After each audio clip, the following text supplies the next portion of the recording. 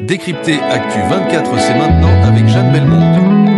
1300 milliards de francs CFA évaporés en 6 mois. Une dette colossale qui frappe à la porte dès ce mois de janvier. À Brazzaville, les chefs d'État de la CEMAC jouent leur va-tout pour éviter un séisme financier. Sommes-nous à l'aube d'une nouvelle dévaluation? Le 22 janvier 2026, l'ambiance est lourde à Brazzaville. Sous le ciel du Congo, les moteurs des jets présidentiels se taisent un à un, laissant place à une urgence que la sous-région n'avait pas connue depuis une décennie. Denis Sassou Nguesso a convoqué ses pairs, Touadéra, Obiang Nguema, Oligui Nguema et les représentants du Cameroun et du Tchad. Officiellement, c'est un sommet extraordinaire. Officieusement, c'est une opération de sauvetage pour l'économie de l'Afrique centrale. Alors que les réserves de change fondent comme neige au soleil et que le mur de la dette menace d'asphyxier les budgets nationaux, une question brûle toutes les lèvres: le franc CFA peut-il tenir? Entre pression du FMI, bras de fer avec les multinationales pétrolières et rumeurs de dévaluation, nous allons plonger au cœur des enjeux de ce sommet historique. Bienvenue dans cette enquête exclusive sur le sommet extraordinaire de la CEMAC de ce janvier 2026. Le jeudi 22 janvier 2026 restera comme une date charnière dans l'histoire économique de l'Afrique centrale. À Kintélé, au nord de Brazzaville, l'atmosphère est lourde. Les chefs d'État de la communauté économique et monétaire de l'Afrique centrale ne se réunissent pas pour une simple visite de courtoisie. Ils sont convoqués en urgence absolue par Denis Sassou Nguesso, président en exercice de l'organisation. La raison de cette convocation, survenant à peine 4 mois après le dernier sommet ordinaire de Bangui, est un courrier alarmant du Fonds monétaire international. L'institution de Bretton Woods a sonné le tocsin. La stabilité monétaire de la zone est menacée par une conjoncture de risque systémique sans précédent depuis la crise de 2016. Autour de la table, on retrouve les dirigeants du Gabon, de la République centrafricaine, de la Guinée équatoriale, ainsi que les représentants du Cameroun et du Tchad. Le diagnostic est sans appel: érosion rapide des réserves de change, indiscipline budgétaire croissante et une dette extérieure qui frappe à la porte avec une violence inouïe. Dans cette enquête, nous allons décortiquer chaque rouage de cette crise. Nous allons explorer les chiffres que les institutions tentent de stabiliser et les tensions géopolitiques qui se jouent derrière le rapatriement des devises. La zone CEMAC traverse une tempête monétaire dont les chiffres donnent le tournis. Pour comprendre l'urgence de Brazzaville, il faut plonger dans les livres de comptes de la Banque des États de l'Afrique centrale, la BOSC. Entre les mois de mars et de novembre 2025,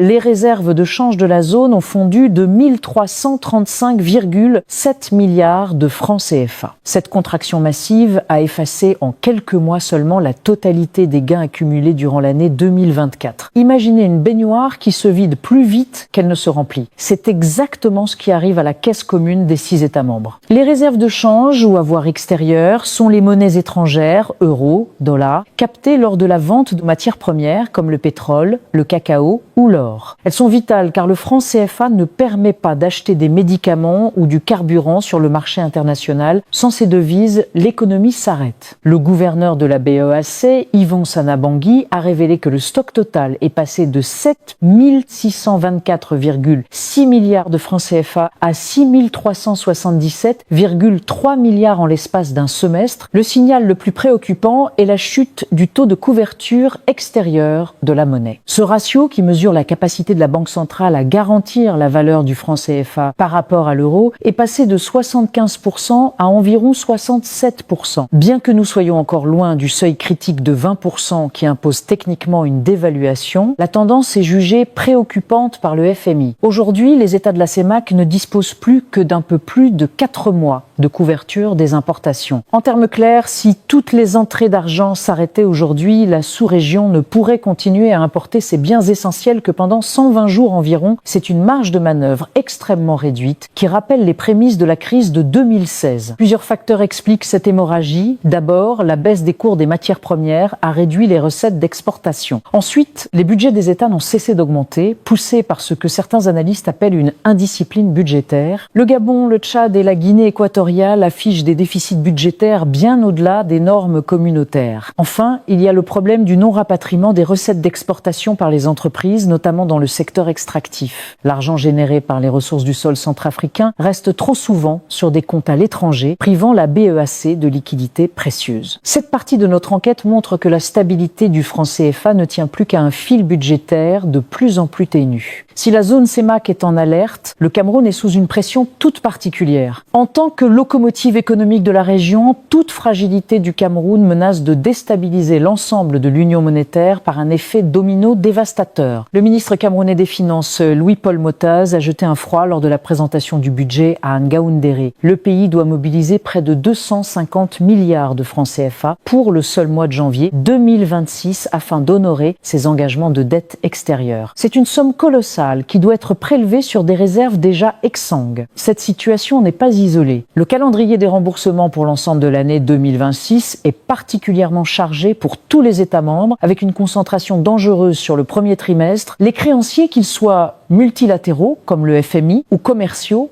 n'attendent pas. Le risque est clair. Si les États puisent massivement dans les réserves communes pour payer leurs dettes sans soutien extérieur, le niveau de ces réserves pourrait s'effondrer à des seuils comparables à ceux de 2016. Ce qui rend la situation de 2026 plus périlleuse que celle des crises précédentes, c'est l'absence de programme financier actif avec le FMI. À l'heure actuelle, seul le Tchad bénéficie d'un accord en cours avec l'institution de Washington. Le Cameroun, le Congo et le Gabon peinent à conclure de nouveaux cadres de coopération. Or, un programme avec le FMI n'est pas seulement une source de devises via les droits de tirage spéciaux. C'est surtout un label de bonne gestion indispensable pour rassurer les investisseurs internationaux et obtenir des prêts concessionnels. Sans ce filet de sécurité, les pays de la CEMAC se retrouvent seuls face au marché avec des marges budgétaires réduites à néant. Le FMI avertit que la crise est systémique. Ce qui touche la dette d'un État se répercute sur les banques locales qui sont fortement exposées aux risques souverains. En d'autres termes, si un État a des difficultés à rembourser, ce sont les banques qui prêtent aux entreprises et aux citoyens qui pourraient vaciller. Le sommet de Brazzaville a donc dû traiter en priorité cette question de la soutenabilité de la dette. La recommandation est stricte, les lois de finances nationales doivent désormais être en totale cohérence avec les engagements internationaux pour éviter un défaut de paiement qui entraînerait toute la zone dans l'abîme. Le mot est lâché. Sur les réseaux sociaux et dans les marchés de Douala à Libreville, la rumeur d'une dévaluation imminente du franc CFA fait trembler les populations. Mais qu'en est-il réellement derrière les démentis officiels? Face à l'affolement des plateformes numériques, la BEAC et les autorités communautaires ont été catégoriques. Une dévaluation n'est pas à l'ordre du jour. Les documents préparatoires du sommet de Brazzaville insistent sur le fait que les leviers activés sont budgétaires et non monétaires. Cependant, le simple fait que la rumeur circule témoigne d'une crise de confiance profonde. Pour de nombreux observateurs, la chute continue des réserves de change pourrait à terme forcer la main des décideurs. L'option d'un ajustement monétaire est visiblement envisagée par certains bailleurs de fonds internationaux comme un moyen de redonner du tonus aux économies régionales en renchérissant le coût des importations, favorisant les exportations. Pour les plus anciens, la situation actuelle rappelle cruellement les prémices du choc de 1994 où le franc CFA avait perdu 50% de sa valeur en une nuit. Les experts soulignent que sans une réaction rapide pour diversifier les économies et stabiliser les budgets, les conséquences pourraient être comparables. Une dévaluation signifierait une explosion immédiate des prix de tous les produits importés, riz, blé, médicaments, carburants. Pour un citoyen camerounais ou gabonais, cela se traduirait par une perte brutale de pouvoir d'achat et une augmentation de la misère. C'est ce piège de Brazzaville que dénoncent certains acteurs politiques, craignant que l'ajustement ne se fasse sur le dos du peuple plutôt que par une meilleure gestion des ressources. La réalité monétaire est froide. Pour maintenir la parité fixe avec l'euro, le stock de devises doit rester à un niveau soutenable. Si le ratio de couverture tombait durablement trop bas, la garantie de convertibilité assurée par le Trésor français serait mise à l'épreuve.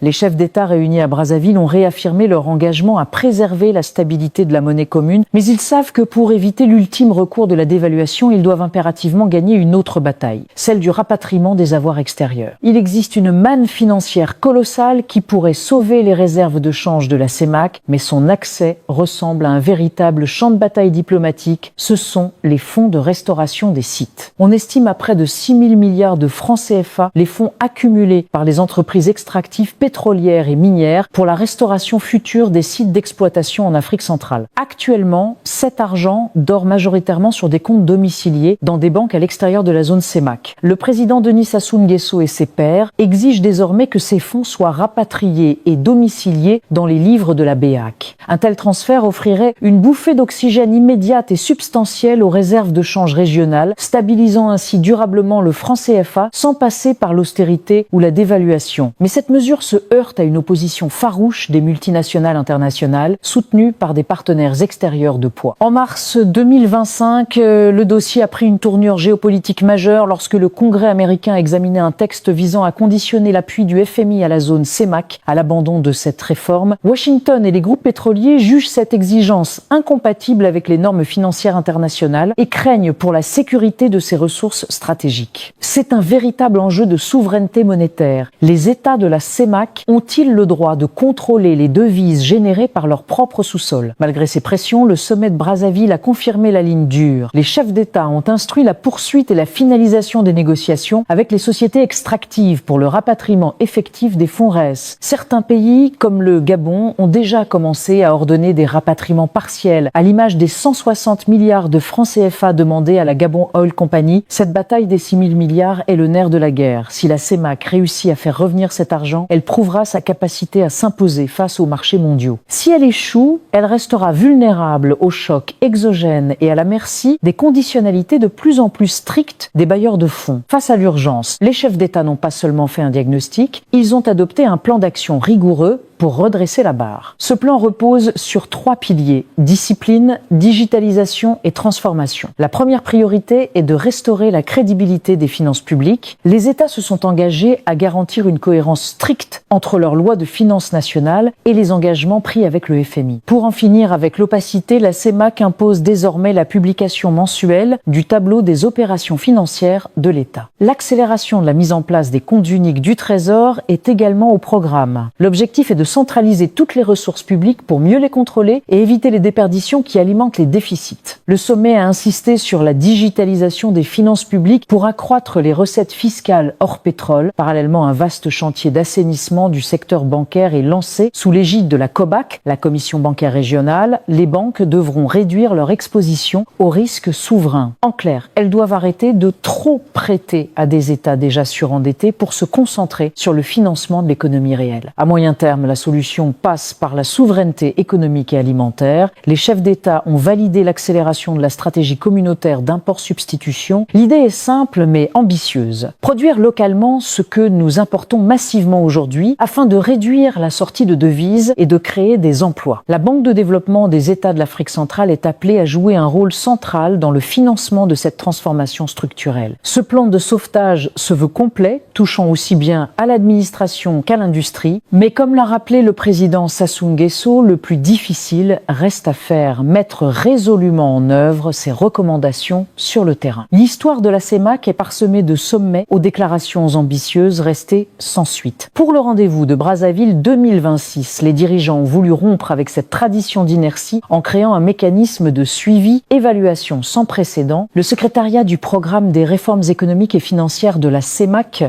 CEMAC, devient le bras armé de cette nouvelle rigueur. Il a été instruit de mener des missions d'évaluation trimestrielles auprès de tous les acteurs chargés de la mise en œuvre des mesures arrêtées. Il ne s'agit plus d'attendre le prochain sommet pour constater les retards. Chaque trimestre, un état des lieux sera fait sur le rapatriement des devises, la réduction des déficits et la digitalisation des impôts. Le président congolais, en tant que président en exercice, a placé son mandat sous le signe de la vigilance économique. Il a insisté sur la nécessité d'un examen sans complaisance des engagements déjà actés lors des sommets de 2016, 2021 et 2024. Ce leadership de stabilisation vise à rassurer les partenaires internationaux, mais aussi à envoyer un signal clair aux marchés financiers. L'Afrique centrale est capable de produire une ligne commune face à la crise. Sassou Nguesso assume ici un rôle de facilitateur pour réduire les divergences entre les capitales régionales. Un calendrier précis a été fixé. La commission de la CEMAC et la BEAC doivent produire, avant les réunions de printemps 2026 du FMI et de la Banque mondiale, un rapport d'étape détaillé. Ce document, assorti d'indicateurs mesurables, servira de base de négociation avec les institutions internationales pour le retour des programmes de financement. Le succès de Brazzaville ne sera donc pas jugé sur les discours du 22 janvier, mais sur la capacité des États à fournir des résultats concrets d'ici avril 2026. C'est un test de solidarité régionale majeur. Les États membres seront-ils capables de dépasser leurs intérêts nationaux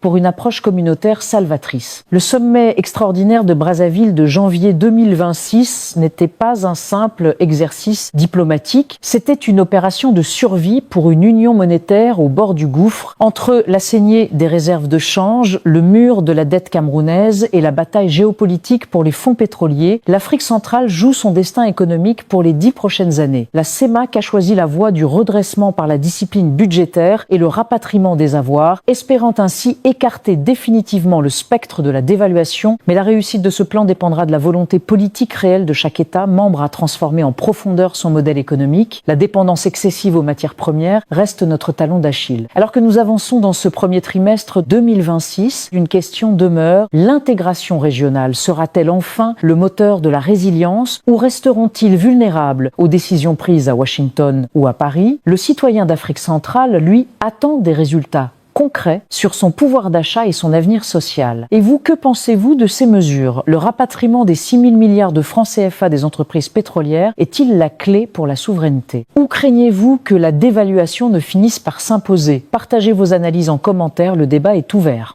Si vous aimez ce genre de contenu, merci de vous abonner et de partager afin de nous donner de la force pour des contenus vrais.